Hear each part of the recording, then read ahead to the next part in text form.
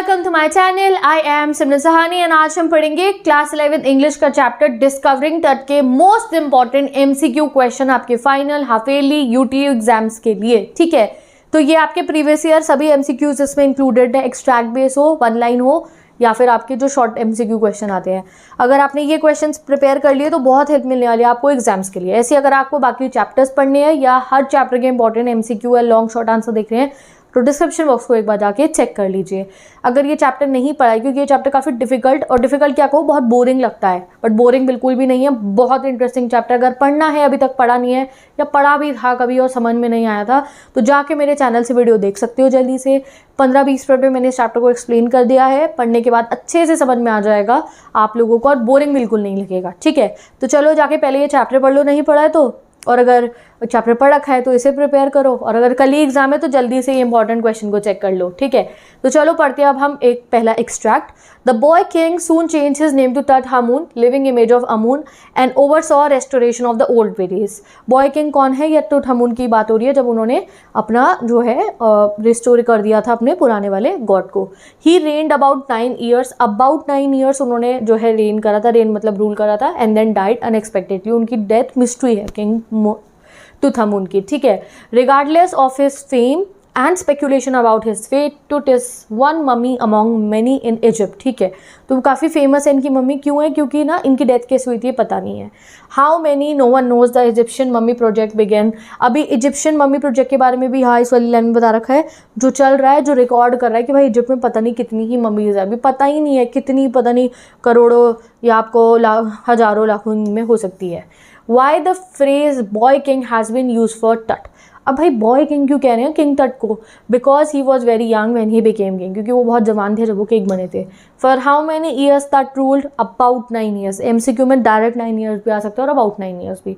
तो अगर about 9 year 9 year दोनों हो तो अबाउट 9 ईयर करना है, वैसे आप 9 ईयर्स भी लिख सकते हो, but about 9 year very accurate होगा, पक्का नहीं पता, 9 सालों तक अंदाजा है हमारा। Is the last year of powerful Egyptian dynasty. तो किंग टट वैसे भी इसलिए इंपॉर्टेंट है क्योंकि ये ना लास्ट वारिस थे, लास्ट रूलर थे सबसे पावरफुल डायनेस्टी के इजिप्ट की। ठीक है, हु डिस्कवर्ड किंग टट का टूम? किसने करा था? हॉवर्ड कार्टर ने 1922 में।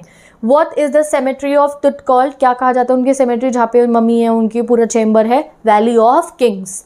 When did Tut die? When he was a teenager, तब उनकी डेथ हुई थी। Why did Carter keep the mummy out at 149 Fahrenheit temperature? क्यों वो धूप में रख देते किंग तट की मम्मी को? इसलिए रखते हैं क्योंकि जो किंग तट की मम्मी थी उसके ऊपर जो कॉफिन के साथ ना जो रेजिन्स थे वो चिपक गए थे, यानी कि किंग तट की मम्मी चिपक गई थी उनके कॉफिन से।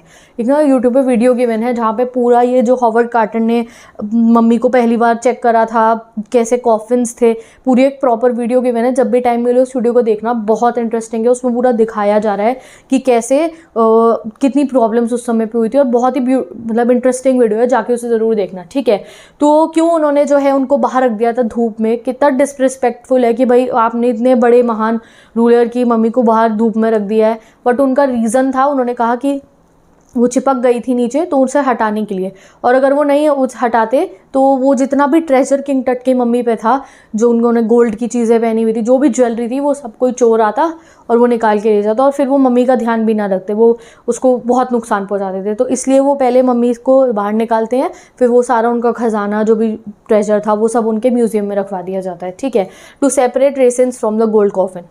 How did king Tut die? Mystery है, नहीं पता। Amenhotep 4 change his capital to. Amenhotep 4 जो थे उन्होंने कैपिटल कहाँ चेंज करके रख दी थी? अखेंटन रख दी थी, अपना नाम भी बदल लिया था, अमेनोटॉप से अखेंटन कर लिया था। फिर किंग टट आके फिर से अपना नाम जो है वैसे चेंज कर लेते हैं और कैपिटल वगैरह भी चेंज कर देते हैं।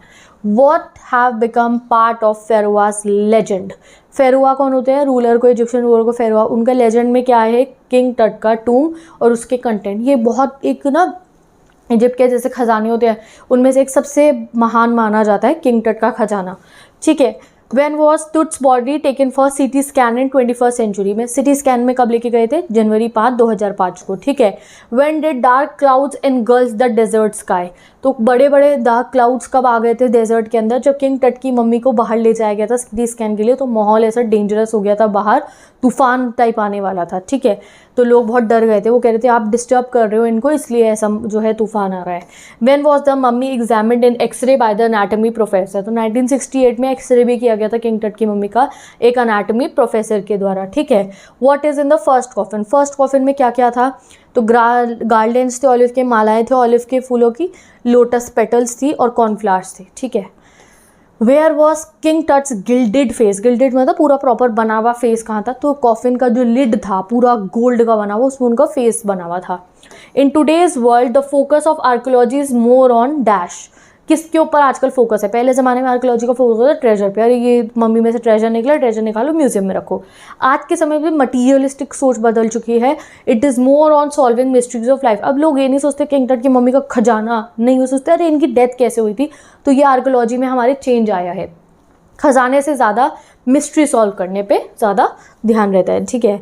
How would you describe king Tut's tomb, king Tut का टूम कैसा था, रॉक कट था, 26 feet underground which had wall paintings, ठीक है, मुराल्स बने हुए थे उस पर। Why did the third coffin put Carter in trouble, third coffin को खोलते कार्टर मुसीबत में क्यों आए थे, क्योंकि वो चिपक चुकी थी मम्मी थर्ड कॉफिन के बेस से, इसलिए रीजंस जो होते हैं ना वो चिपक गए थे। What name did Apenot of Fort change to? Akhinton रख लिया तो उन्होंने नाम बदल के अपना। Next question, why this scanner stopped working just before the start? तो यहाँ पे स्टार्ट क्या हो रहा है, सीटी स्कैन, तो ये पूछ रहे सीटी स्कैन से पहले जो है स्कैनर उसके जो है स्टॉप क्यों हो गया था वो, तो स्कैनर क्या था, देखो $1 मिलियन का सिटी स्कैनर गया था वहाँ पे किंग टट के मम्मी का सिटी स्कैन करने के लिए, और जब वो सिटी स्कैन हो रहा था तो वो रुक जाता है, रुक क्यों जाता है, क्योंकि उसके पंखे खराब हो गए थे। तो correct answer is because of the sand in the cooler fan, जो कूलर फैन होते हैं उसको कूल करने के लिए डिवाइस को, वो फैन फूक गए थे, खराब हो गए थे। तो भाई लोग पता है आसपास में तब क्या कहने लग गए थे कि ये कर्स ऑफ फेरो है, यानी कि हम इनकी डिस्टर्ब कर रहे हैं स्लीप को, हम इस तरीके से इतने बड़े एक किंग को डिस्टर्ब कर रहे हैं, तो ये उनका ऊपर एक श्राप टाइप है ये, कि भाई ये पंखे जो हैं वो ख़राब हो चुके हैं। फिर लोकल पंखे लेकर आए गए थे प्लास्टिक के, और फिर आगे उससे सिटी स्कैन को कंटिन्यू किया गया था, ठीक है। Next question, who is Osiris, या मे भी मैं प्रोनाउंस गलत करूँ, आई एम वेरी सॉरी। ये कौन थे, ये एक कॉन्स्टलेशन जैसे होती है ना हमारे आसमान में स्टार्स की कॉन्स्टलेशन होती है, वैसे ही एक ये कॉन्स्टलेशन है, इनको बोला जाता है, ये कॉन्स्टलेशन डिपेक्ट करता है God of after life. And कहा जाता है दैट जैसे ही जब जो है किंग टट की मम्मी को वापस से उनकी जो है रूम में जो है बरियल रूम में जो है चैम्बर में ज़्यादा सही रहेगा कहना, जब उनके चैम्बर में फिर से उनको रख दिया जाता है, तो बाहर जैसे ही वो लोग निकलते हैं तो बाहर बिल्कुल अंधेरा होता है डेजर्ट में, और ऊपर आसमान में दिख रहा होता है ये वाला constellation God of after life. और यानी कि मतलब वो ऐसे दिखते हैं हमारे writer that God of after life जो है वो देखभाल कर रहे हैं और नज़र रख रहे हैं बॉयश फेरोआ पर, ठीक है। और यहाँ पे आपका चैप्टर भी कंप्लीट हो जाता है, ठीक है। तो विद दिस ये पूरा आपका चैप्टर गाइस कंप्लीट हो चुका है। इसके 1 लाइन क्वेश्चंस मैंने आपको कंप्लीट कराए हैं, 21 1 लाइन क्वेश्चन हमने देखे हैं, जिससे हमें बहुत मदद मिलेगी हमारे एमसीक्यू सॉल्व करने में। और सिर्फ एमसीक्यू नहीं, आपने जब ये 1 लाइनर्स करे हैं तो आपका कहीं ना कहीं पूरे चैप्टर का रिविजन हो चुका है, ठीक है। अब मैं मिलूंगी आपसे नेक्स्ट वीडियो में, जहाँ पे हम इसी चैप्टर के लॉन्ग और शॉर्ट क्वेश्चन देखेंगे। वो शॉर्ट क्वेश्चन अगर आपने पढ़ लिए तो पूरी प्रिपरेशन हो गई, क्योंकि फाइनल एग्जाम हो, हाफ ईयरली हो, यूटी हो, कोई भी क्वेश्चन आए मैं आपको बेस क्वेश्चन करा रही हूँ। अगर वो क्वेश्चन आपने पढ़ लिए तो each and every question you can answer in your exam. तो मिलते हैं नेक्स्ट वीडियो में। अगर आपको ये चैप्टर पढ़ना है तो आई टैब में इसी चैप्टर की डिटेल वीडियो का लिंक है, 15 मिनट में जाके चैप्टर पढ़ लो, उसके बाद ये क्वेश्चन चेक कर सकते हो। और अगर ये नोट्स देखने हैं, इनको डाउनलोड करना है आपको ये स्लाइड्स को, तो मेरी इंस्टाग्राम आईडी पे सबकी फोटोज़ गिवन है, वहाँ से जाके आप उनको क्लिक करके डाउनलोड कर सकते हो, screenshot whatever you can do, ठीक है। तो मैं चलती हूँ, bye bye, take care and best of luck.